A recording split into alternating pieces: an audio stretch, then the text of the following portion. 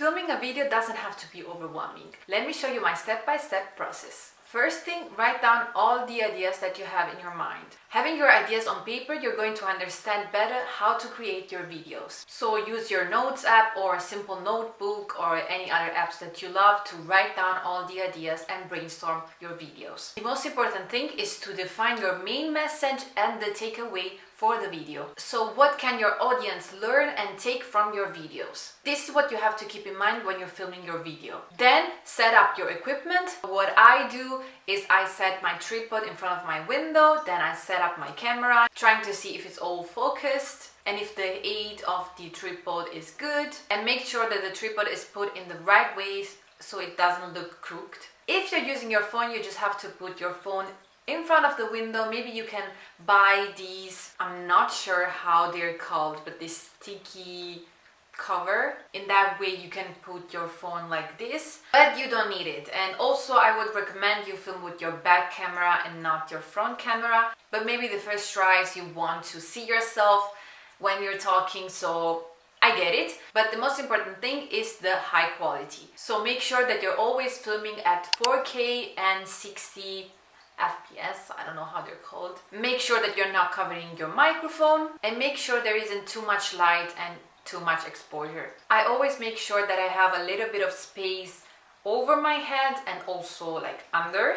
And I always make sure that there isn't too much stuff in the background so that the attention isn't on me anymore. I know that it's difficult in the beginning, but try to look at the camera as much as possible. If you're filming with your back camera, I think it's really good because you're not able to see yourself. For example, I use my Nikon camera, so I have like a little screen where I can see myself, and I should just rotate it so that I can see myself, because when I can see the screen, I always want to look at myself to see if everything is all right.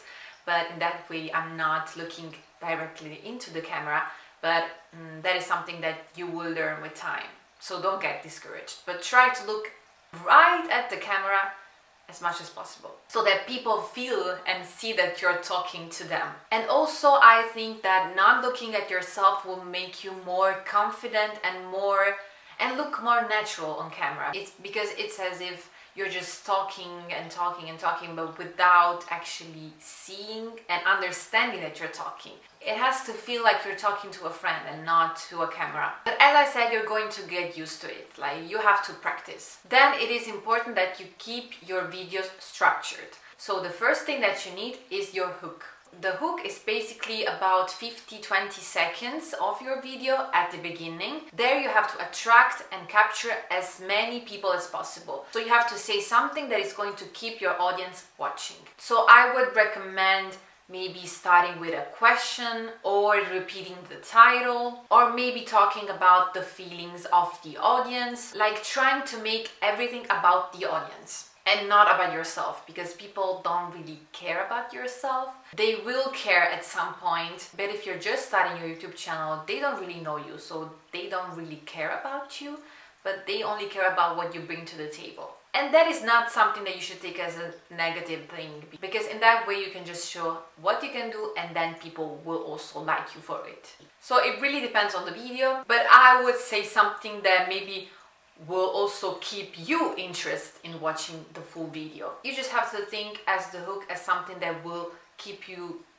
as a spectator watching, like something that will also pull you into watching that video. And then after this 50-20 seconds you can start with your video. And please just immediately start. Don't keep talking about something else or what you did that day or why you're making this video, only if it's necessary and is related to the video. Like, for example, I could have started like, today I'm going to show you how I film my videos. Let's go. And then I was going to say, I'm making this video for the people that really do not know how to film their videos. In that case, it makes sense to say why you're filming that video, why you're doing it. But if you want to say, I'm making this video because I don't know what to do with my life and maybe I can... No, it's just not really interesting enough, you know? Like I said, you have to make it all about the audience, not about yourself. So after the hook, start your video. This structure depends on the video that you're making. Because, for example, right now I'm dividing my video like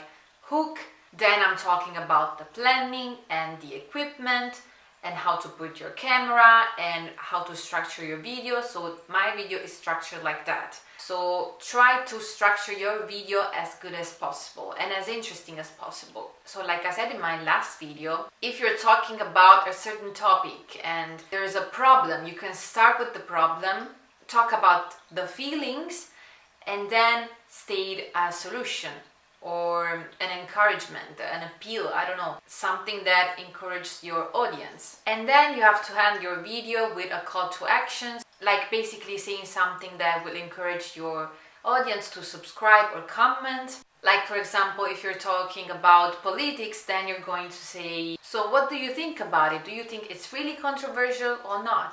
Something like this. It depends on the video. I can't really say standard call to action because it depends.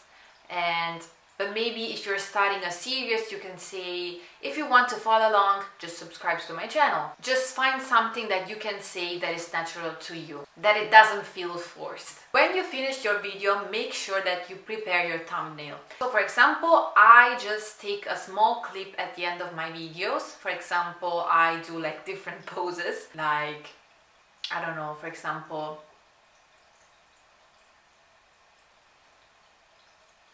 it depends on the video, of course. And then in CapCut, because I edit with CapCut, I just can take a screenshot of the clip and then I edit my thumbnail. But don't forget to take small clips of the pose you want to use as your thumbnail, because if you forget it, you'll have to take a clip from the video, so maybe like when you're talking, and so maybe you don't like it as much as if you would have posed for it. And that is really important because the thumbnail is the first thing that people see, so make sure to film it. Or just take a picture. You can also take a selfie, for example. But just make sure that you're really like filming or posing for it. And actually that's it. You filmed your video. If you have a camera, you're going to export your videos on your computer. If you use your phone, you're just gonna import your video into an editing tool if you want to edit it. For example, I use Canva, but you can also use iMovie, InShot, or other platforms. I'll make a video about how I edit my videos, and my editing is really simple and easy for everyone. So the next video is going to be about editing in CapCut. But iMovie, CapCut are tools that are really simple to use. I never used InShot, but many people say that it's similar to CapCut, so I would assume that it's really easy to use too. If you're a beginner, they're perfect. Then make sure to upload your thumbnail. If you want to edit it, I would recommend using Canva, because Canva is also very good if you're a beginner. It's really simple to understand and you can basically change everything. You don't even need the pro version. I also make a video about editing your thumbnail. That is coming after the editing with CapCut video. You can also find many YouTube tutorials on how to edit with Canva. But really guys, it's really simple and easy. So you're really going to be able to figure it out yourself too. And then upload your video on YouTube. I would recommend using the YouTube Studio page. Add a catchy title, a description, maybe with also your social media, and a little description of the video, maybe chapters if you want, so that people can see exactly when and what you're talking about. You can also add some hashtags in the description. Don't forget to add the tags. These are really important. You can also make a playlist of all your videos so that people, when they discover your channel, they directly click on the playlist and they're gonna watch all the videos and not just one.